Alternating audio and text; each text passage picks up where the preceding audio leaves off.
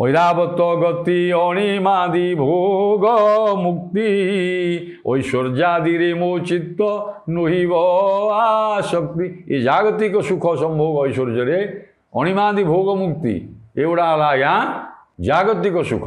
ଅଣିମା ଲଘିମା ପ୍ରାପ୍ତି ପ୍ରାଗାମ୍ୟ ମହିମା ତତ୍ୱା ଈଶିତ୍ୱଞ୍ଚ ବସିତ୍ୱଞ୍ଚ ତଥା କାମ ବସାଇତା। ଅଣିମା ଲଘିମା ପ୍ରାପ୍ତି ପ୍ରାକାମ୍ୟ ମହିମା ଈଶିତ୍ୱଞ୍ଚ ବସିତ୍ୱଞ୍ଚ କାମ। ଇଏ ହେଉଛି ଅଷ୍ଟ ଐଶ୍ୱର୍ଯ୍ୟ। ଏଗୁଡ଼ିକ ସବୁ ଜାଗତିକ ଐଶ୍ୱର୍ଯ୍ୟ ଲାଭ ଭୋଗ ମୁକ୍ତିର। ଏଥିରେ ମୁକ୍ତି ନାହିଁ, ଏଗୁଡ଼ା ସବୁ ଭୋଗ ଏବଂ ମୁକ୍ତି ମଧ୍ୟ ଚାହାଁନ୍ତି। ମୁଁ ଅଣିମାଦି ଅଷ୍ଟ ଐଶ୍ୱର୍ଯ୍ୟର ଭୋଗ ଲାଳସା ରଖିନି ବା ମୁକ୍ତି କାମୀ ମଧ୍ୟ ମୁଁ ନୁହେଁ। ମୁଁ ମୁକ୍ତି ଚାହେଁନି। ମୁଁ କ'ଣ ଚାହିଁଛି ନା ଐରାବତ ଗତି ଅଣିମାଦି ଭୋଗ ମୁକ୍ତି ଐଶ୍ୱର୍ଯ୍ୟାଦିରେ ମୋ ଚିତ୍ତ ଆସକ୍ତ ନୁହେଁ। ମୋତେ ମୁକ୍ତି ମିଳୁ କି ନ ମିଳୁ ମୁଁ ଆପଣଙ୍କର ଭକ୍ତି ପ୍ରେମ ଭକ୍ତି ରସର କଥା ଦିପଦ ଲେଖିବା ପାଇଁ ଆଶା କରିଛି। ଏକନିଷ୍ଠ ଭାବ